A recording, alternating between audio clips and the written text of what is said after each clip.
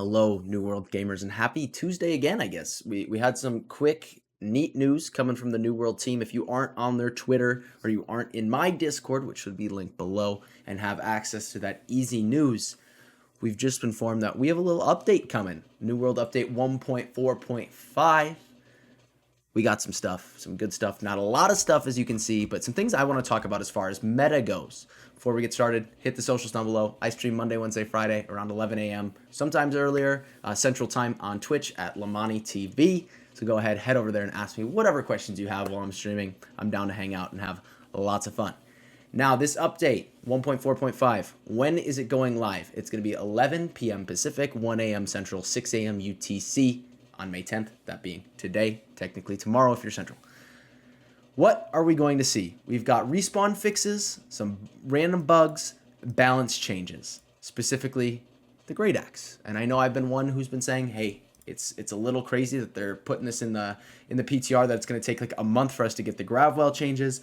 And so we shall see. But let's just cover everything, and then I want to talk about how the meta might shift, what might go on with the meta, what's gonna happen here. So, full list of changes, and I'll put the link of this below as well. But fixed an issue with healing hotkeys in group mode that caused players assigned to each hotkey to change during combat. So, not only were players changing during combat, people were changing if they died, it wasn't working properly. So, hopefully, they're not exactly explaining what's going to be fixed, but hopefully it's just an overall issue. I personally, as a healer, have not been using the healing hotkeys because they are broken, but also I don't foresee myself using them very much because I just really prefer hitting the group mode swap button and then scrolling through really fast. Or I don't even scroll. Personally, I really don't scroll, and I aim with my mouse and look at player frames to target. But regardless, for those of you who've been wanting a hotkey, it's here. Figure out what you want to bind to them, and they should work properly after this update.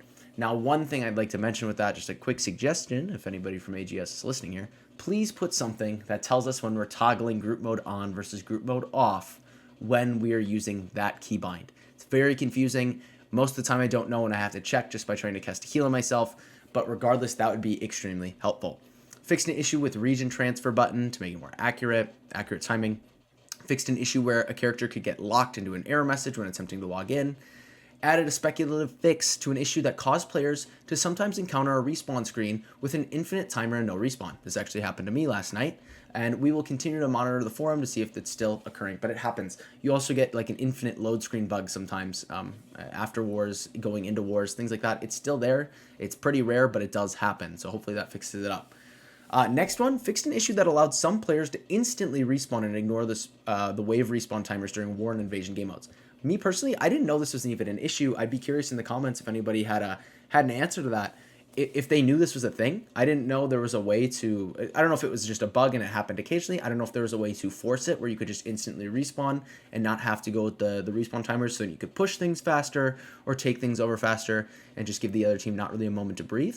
But I'd be really curious to see if anybody knew about that bug. I personally was not using it or was even aware of it.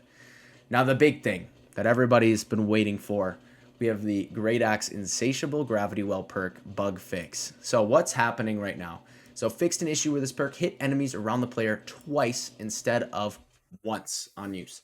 So this is why Grav Wells were hitting once, then twice, then a third time, all of which could crit and explode and hit you and just completely decimate you, even if you just caught the edge of a Grav Well and you weren't necessarily sucked into it and you just unfortunately walked right into the explosion. Yikes. But what else are they doing? They're actually reducing the damage of Insatiable Grav from 125 to 100%. And this is just the secondary burst, not the first stuff. All of this stuff is just secondary burst. So we're going from 125 to 100%. 25% is pretty significant. And so if you think about a lot of the, a healer getting stuck in there and just killed only by Gravwell, or the just supplemental damage it brings to any kind of build, that's going to be pretty significant because you're now have a 25% explosion, or 25% less explosion, but you're also missing your third explosion because of the bug. So you have one normal and then one at slightly reduced output, but still significant. Reduced block stamina damage of the secondary burst from 150% to 70% of the player's base stamina damage. That's a big change if you want to give a quick block and try and stay out of the gravel. I know it does help. You can, if you're not aware, and this is something I've been doing as well. If you have your life staff out, you have no other options, your rapier cooldowns are down, you have no healing, you got some stamina, just throw up a block. You actually avoid the damage, does not stam break you, at least on the first one. And now, as long as you have a full bar, you most likely won't get stam broken from a 1 and then 2 burst. The issue that comes is if you play that risk and you throw up your block and then you have somebody with a maelstrom or a heavy attack or something and they hit you and you get the animation when you're stam broken and then it explodes, you're going to be toast, unfortunately. So it's a risky game. Try and play that, decide, okay, how close are they to me? What should I be doing here?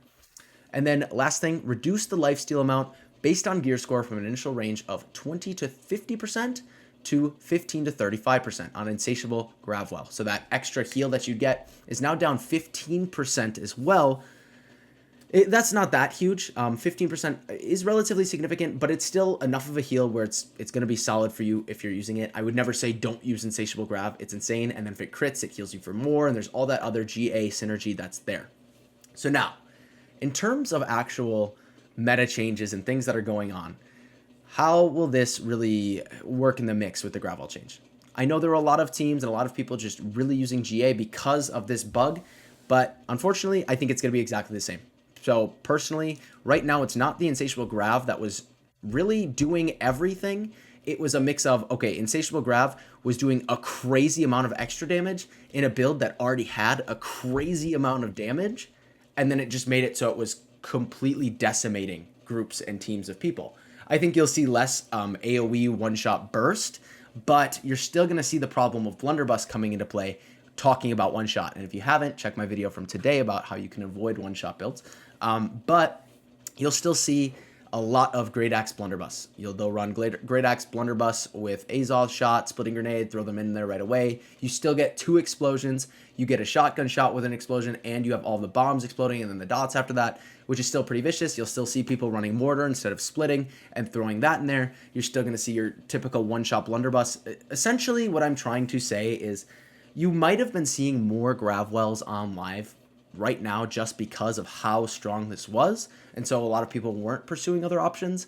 But the reality of this is that the utility of GRAV Well is not changing.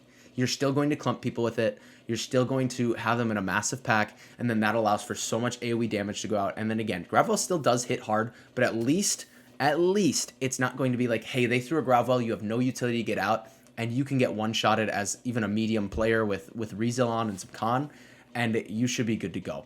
But in general, meta-wise, it should stay relatively the same. You just might see a little bit less GA in OPR, a little bit less out in the world maybe, but the utility it brings to a war team, to the one-shot combo, how easy it is to one-shot with a Blunderbuss or anything right now. Hell, I mean, you could even probably throw out a GRAV Well and then ice spike somebody inside to stagger them so they can't do anything, and then still blow up and maybe have a big enough spike running like a GAIG and do something. But even GAIG, bringing up Ice Shower, until there's an Ice Shower fix too, it's still going to be a problem, right? It's still going to be hard to get out of. Not saying it needs to be fixed and it's horrible and it's awful. Like, it's tough to play against. It is this very strong ability, but at least we have a bug fix. So that was a very long-winded explanation of how do I think the meta will change. I think it's going to stay relatively the same, just maybe slightly less GRAV Wells coming out constantly because it might offer a little bit more wiggle room to another player. As always, I hope you're a fan of these changes. Let me know how you're feeling down below.